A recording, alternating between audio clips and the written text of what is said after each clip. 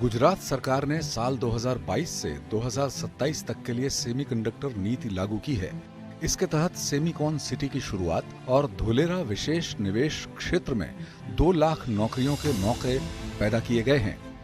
इस नीति का उद्देश्य राज्य में सेमीकंडक्टर फैब्रिकेशन इकाइयों, डिस्प्ले फैब्रिकेशन इकाइयों, सिलिकॉन फोटोनिक्स और सेमीकंडक्टर असेंबली, टेस्टिंग, मार्किंग और पैकेजिंग सुविधाओं को बढ़ाना है।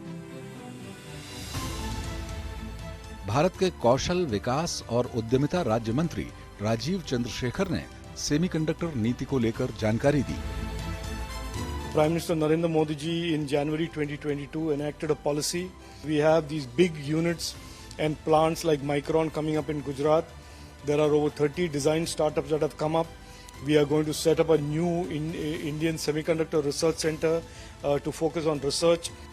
निवेश को बढ़ावा देने के लिए फैब्रिकेशन प्रोजेक्ट के लिए जरूरी पहले 200 एकड़ पर सरकार 75% सब्सिडी दे रही है। बाकी जमीन 50% सब्सिडी पर दी जा रही है। इस नीति के तहत परियोजनाओं को 10 साल तक बिजली बिल में 2 रुपए प्रति यूनिट की सब्सिडी दी जाएगी।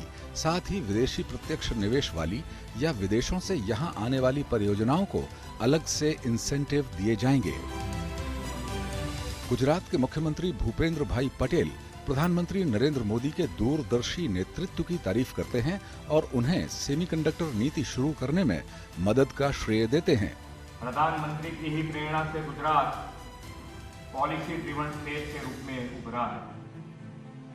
इस परंपरा को और गति देते हुए हमने हाल ही में देश के प्रथम डेडिकेटेड सेमीकंडक्टर पॉलिसी लागू की थी।